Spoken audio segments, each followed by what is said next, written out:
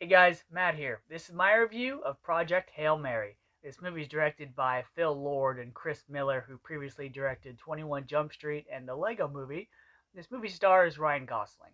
Now, the plot of this movie is an astronaut named Grace wakes up aboard a spaceship with amnesia, and he makes an unlikely ally in order to complete his mission. Now, when I first saw the trailer to this movie, my first thought was, man, this movie's very colorful. But the tone gave off that of a comedic movie, much like The Martian, where a guy is in a dangerous, scary, lonely situation, but there's going to be humor mixed in to kind of make light of it. And then I saw that he was going to meet another character, and I was like, okay, so this is going to add, a cuteness factor to it, where it's still going to deal with serious things, but you're going to have that light-hearted tone to the movie. But it wasn't exactly high on my priority list to see. So I eventually saw the movie, and I can honestly say that I was pleasantly surprised by this one. Now, the movie Project Hail Mary is based on a book of the same name written by a guy named Andy Weir. Now, this is the same author that wrote the book that The Martian was based on, so you're going to see a lot of similarities to that movie in this review, as well as other space movies involving human characters that meet unlikely friends or allies or companions like Moon and Spaceman with Adam Sandler, etc. Now, let me start with the acting in this movie. Ryan Gosling is really good in this movie. There were a lot of films where I felt the film was good, but Ryan Gosling kind of gave this wooden, stoic performance, as if he didn't say enough, or there wasn't enough of his character fleshed out, like that 1930s Gangster Squad movie that he did, or First Man, or Blue Velvet, or any movie where he's kind of like the strong, silent type, kind of like Drive. But here, he's comedic, he's funny, he seems like a real person in these real situations. And when he interacts with things that are strange or scary or things that make him sad, you feel it. And so props to his acting. I want more of the fall guy type Ryan Gosling where he's, open, he's a human character and not just a strong, tough guy. Because though those characters can be good in a certain movie, we want human characters, not wooden robots. Now, because this is a one man show, he's got to carry a lot of the film. So he has to verbalize and express a lot of things that are going on that the audience doesn't know about.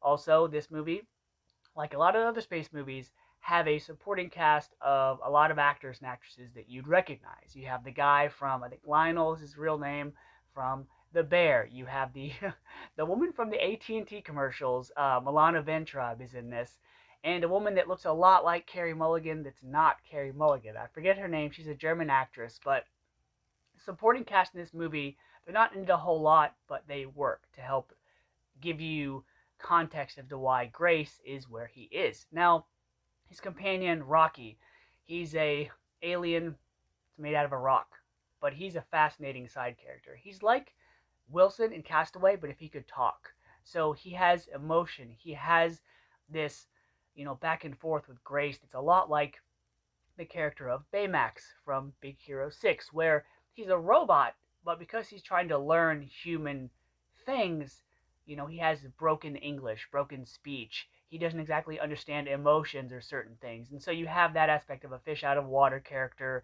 kind of learning things as he goes, but also he ends up becoming a real likable and lovable character. And him and Grace's back and forth and their friendship is what makes this movie. And one aspect that they give the character of Grace that I really liked was that he was a teacher. He's a science teacher at a middle school. And so you kind of have that attribute to him as he's explaining things to Rocky. He'll draw pictures, he'll make models, he'll help this character that doesn't understand better. And apparently in the book, one of his driving forces is remembering his students in his class. That's his driving force for doing things that he does. When he finds out, hey, if he doesn't go on this mission, you know, in the next 30 years, the Earth's going to die.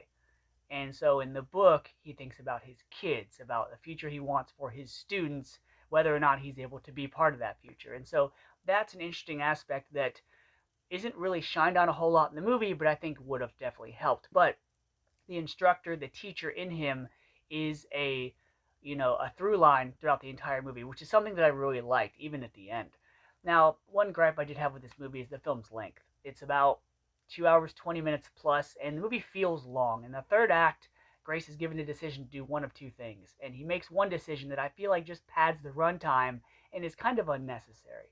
We have a nice ending in this movie that makes sense, but again, the movie was a little long, and at certain times it feels it. But because this film has a lot of real life situations, it has science, it has space stuff, but it also has heart and comedy, I'm going to give Project Hail Mary an A. If you like The Martian or other space movies where a character makes a friend and makes his mission, makes his life, makes the rest of his time enjoyable and worthwhile, that's exactly what this movie is. So until next time, guys, see you.